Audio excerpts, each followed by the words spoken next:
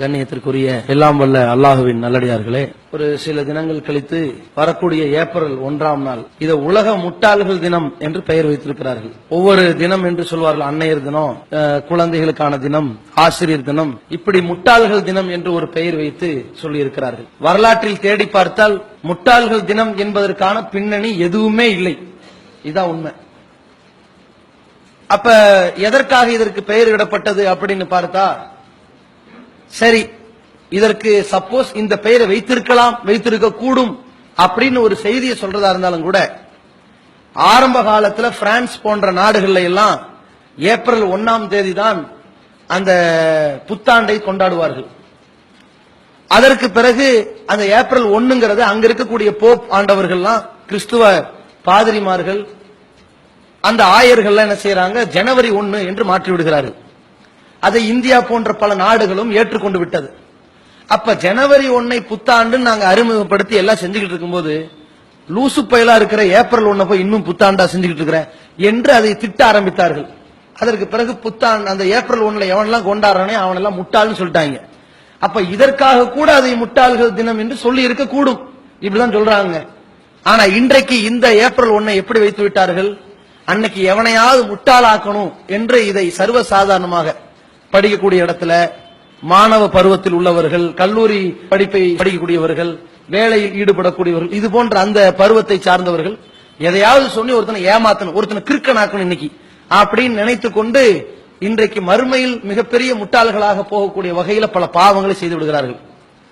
பொய் பேசுறது, ஏமாத்துறது, அவனை இழிவுக்கு உள்ளாக்குறது, அதனால் அவன் ஆத்திரப்பட்டு அவனை ஏதாவது ஒரு வன்முறை செயலில் ஈடுபட தூண்டுறது, இதை பண்ணிடுறாங்க. எந்த அளவு இருக்குன்னு கேட்டா, அல்லாஹ்வுடைய தூதர் ஸல்லல்லாஹு அலைஹி வஸல்லம் அவர்கள் சொன்னார்கள், இன்னைக்கு ஏப்ரல் 1 ஏன்டா இப்படி எல்லாம் பண்றீங்கன்னு கேட்டா, எல்லாம் ஒரு ஜாலிக்காகத்தான், நாங்க என்ன பெருசா சீரியஸா இல்ல, விளையாட்டு அப்படிங்கிறான். ஆனா நபி ஸல்லல்லாஹு அலைஹி வஸல்லம் அவர்கள் சொன்னார்கள், இன்னல் கதிப யஹ்தி இலல் ஃபுஜூர், பொய் பேசுவது பாவத்தின் பக்கம் தான் கொண்டு போய் சேர்க்கும். இன்னல் ஃபுஜூர யஹ்தி இலல் நார், பாவம் உன்னை நரகத்துல கொண்டு போய் சேர்த்து விடும் என்று சொன்னார்கள். அல்லாஹ் தன் திருமறை குர்ஆன்ல சொல்கிற பொழுது, குத்திலல் ஹர்ராசூன், பொய்யர்கள் அழிந்து நாசமாக போவார்கள்.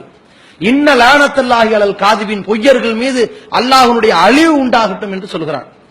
இன்னைக்கு பார்க்கிறோம், சர்வ சாதாரணமாக சொல்கிறார்கள். ஒரு சில வருஷத்துக்கு முன்னாடி கூட ஒரு தாயார் தன் கணவனை இழந்து தன்னுடைய பிள்ளையை மிக பெரிய கடனுக்கு ஆளாக்கப்பட்டு அந்த மகனை வெளிநாட்டுக்கு வேலைக்கு அனுப்பியிருக்கிறாங்க. போய் 1 மாசம் தான் இருக்குது, சம்பளம் வரல.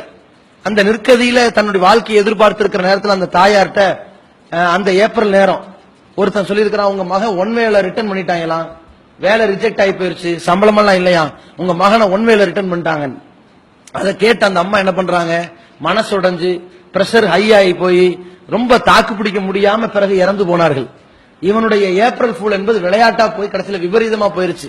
அநியாயமாக ஒரு உயிரை பறிகொடுத்த ஒரு நிலைக்கு இந்த கெட்ட செயல்கள் காரணமா இருக்குன்னா, இது தேவையா? இது இப்படி ஒருத்த மேல இங்கு துளிக்கிறதும், அவனை கிறுக்கனாக்குறதும், அடுத்தவனை தாழ்மையா நினைக்கிறதும், அடுத்தவனை எரிச்சல் ஊட்டுறது, இதை பார்த்துட்டு அவன் தாங்க முடியாம அவன் என்ன பண்றான், இதற்கு பரிகாரமாக இதை விடக்கூடாது, என்ன இப்படி பண்ணிட்டாங்க, அந்த கோபம் தாங்க முடியாம ஏதாவது ஒரு விபரீதமான முடிவு அவன் கையெடுத்தலாம். அப்ப இது மாதிரியான விளையாட்டான ஒரு காரியமாக இதை எடுத்துக்கொண்டு செய்து கொண்டிருக்கிற இந்த கெட்ட செயல்களிலிருந்து நம்ம ஒதுங்க வேண்டும். யாரையும் ஏமாற்றக்கூடாது.